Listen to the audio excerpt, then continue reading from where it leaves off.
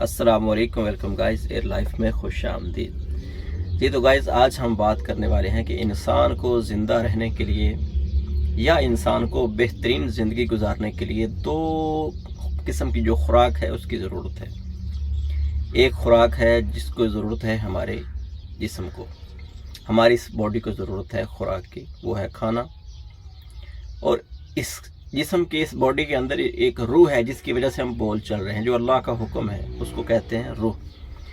और रूह की जो ग़िज़ा है, किसी ने सवाल किया ना अल्लाह के नबी अलैहिस्सलाम से कि अल्लाह के नबी बताइए रूह क्या है, तो प्यारे महबूब अलैहिस्सलाम ने फरमाया रूह अल्लाह का हुक्म है। ये अल्लाह का हुक्म है जो हमारे अंदर मौजूद, इस वक्त हम बात कर रहे हैं, आपसे मुखातिब हैं।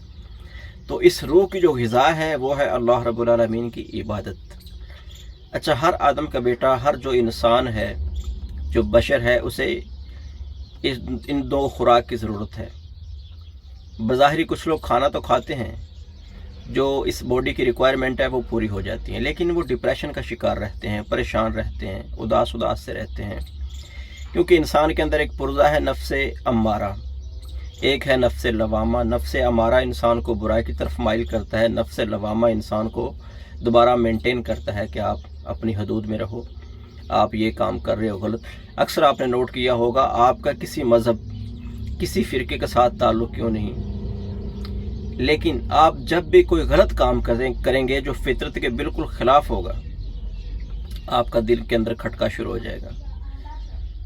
तो जो खटका है वो क्या है? गुनाह, क्योंकि इंसान की वो फितरत के ख़िलाफ़ है।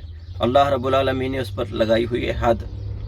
किसी इंसान का आप हक तलफी करते हैं तो आपके दिल के अंदर खटका फ़ौरन से शुरू हो जाएगा। आप किसी की कोई चीज़ उठाते हैं तो आपके दिल के अंदर खटका शुरू हो जाएगा कि नहीं, ये तो मेरी है ही नहीं।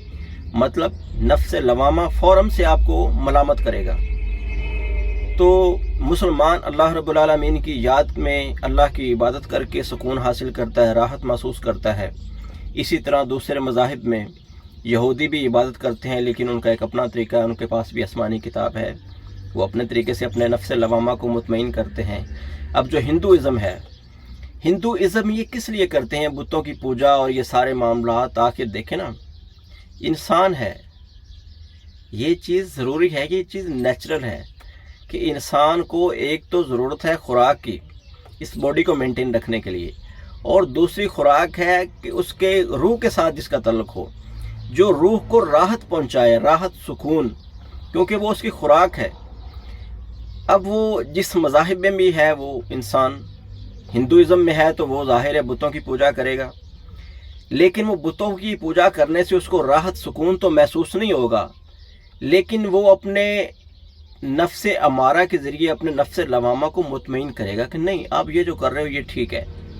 देखें, ये मैंने नेकी तो की है ना, ये कि मैं ये फ़लाँ को मैंने ये चढ़ावा दिया, ये फ़लाँ जगह मैंने खर्च। जब वो नफ्से लवामा को मुतमईन करने की कोशिश करते हैं, बात करने का जो मकसद है बाहैसियत इंसान, बाहैसियत मुसलमान, अगर आप डिप्रेशन का शिकार हैं, अगर आप टेंशन का शिकार हैं, मालो दौलत पैसा ये एक नेचुरल चीज़ है, किसी के पास कम किसी के पास ज़्यादा, ये कोई इतना बड़ा मसला नहीं। इंसान की ज़िंदगी के अंदर उतराव चढ़ाव आते रहते हैं, कभी बहुत ज़्यादा माल की फरावानी आ जाती है, कभी इंसान आज़माइश पे भी हो जाता है, तो मुश्किलात का शिकार हो जाता है। लेकिन इंसान को जो चाहिए रूह की ग़िज़ा, वो है अल्लाह रब्बुल आलमीन की याद, अल्लाह रब्बुल आलमीन की इबादत, कसरत से साथ अल्लाह रब्बुल आलमीन से तौबा इस्तग़फ़ार करना। वो आपको इस डिप्रेशन से निकाल सकता है, चाहे गुर्बत जितनी भी है, लेकिन आप नमाज़ पढ़ने वाले हैं, आप अल्लाह रब्बुल आलमीन की तस्बीह और तारीफ़ बयान करने वाले हैं, तो इंशाअल्लाह आप ज़रूर आप डिप्रेशन। अच्छा देखें, आप जो नमाजी लोग होते हैं ना, वो डिप्रेशन का शिकार कभी नहीं होते। कोई इल्ला माशाल्लाह जिसको कोई और रोग लगा हो या उसकी इबादत में कोई शिर्क की जैसी गलाजत हो, वो हो सकता है। तौहीद परस्त, मवाहिद, कुरान और हदीस को समझने वाला कभी डिप्रेशन का शिकार नहीं होगा। उसका जो रूहानी जो उसकी खुराक है वह पूरी होती है और रूह उसका एक्टिव होता है। जब रूह एक्टिव हो, जिस्मानी खुराक कम भी मिले, लेकिन इंसान अपने आप को मेंटेन, मुतमईन, एक्टिव रख सकता है। जापान के अंदर लोग अक्सरियत जो ख़ुदकुशियाँ पाई गई हैं ना, वो जापान के अंदर है। जापान के अंदर क्या टैलेंट की कमी है, क्या पैसे की कमी है, क्या लग्जरी आइटम की कमी है, किस चीज़ की कमी है? वही नफ्स लवामा जब मुतमईन नहीं होता ना, پھر انسان ڈپریشن کا شکار ہو جاتا ہے، پھر اس کو سمجھ نہیں آتی کہ دنیا میں آنے کا میرا مقصد کیا ہے۔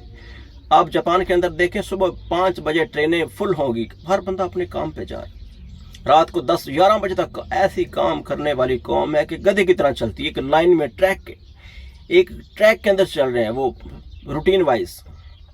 جاپان کی کوئی بھی آپ چیز لے لیں، اس کی اتنی پائیداری، اس کی لائف، اس کی مضبوطی، بس جب جاپان کا نام آ جائے تو ہر ایک چیز سمجھ لیں کہ جو جاپان نے بنائی ہے نا، جس پہ اوپر لکھا ہوتا ہے میڈ ان جاپان، اس کی گارنٹی کوئی نہیں، لیکن وہ چیز پائیدار ہوتی ہے۔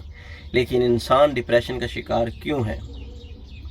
اس کے اندر یہ ہے کہ وہ اپنے نفس لوامہ کو مطمئن نہیں کر پاتے، کیونکہ ان کے اندر ان کا اپنا ایک بدھ مذہب ہے، تو وہ اس بدھ مذہب کے اندر اپنے نفس لوامہ کو مطمئن نہیں کر پاتے، اس لیے ڈپریشن کا شکار، پھر مقصد ملتا نہیں زندہ رہنے کا، کہ میرا اس دنیا میں آنے کا کیا مقصد ہے یار، یہ روز ایک بھیڑ چال میں لگے ہوئے ہیں یار، ایک کیا مقصد ہے، پھر خودکشی کر لیتے ہیں۔ تو میرا بات کرنے کا مقصد ہے کہ اگر آپ مسلمان ہیں، کسی مذاہب سے آپ کا تعلق ہے، لیکن اس دنیا میں آنے کا انسان کا ایک مقصد ہے، اس مقصد کو پہچانیں اور تھوڑا سا اپنے ذہن کو، اپنے دماغ کو نیوٹرل رکھ کے سوچیں کہ میں ہندو ہوں، میں عیسائی ہوں، میں مسلمان ہوں، میں جو بھی ہوں، آخر اس دنیا و کائنات کو کسی ہستی نے پیدا کیا ہے، اس کو بنانے کا ایک مقصد ہے، اور مجھے بنانے کا کیا مقصد ہے؟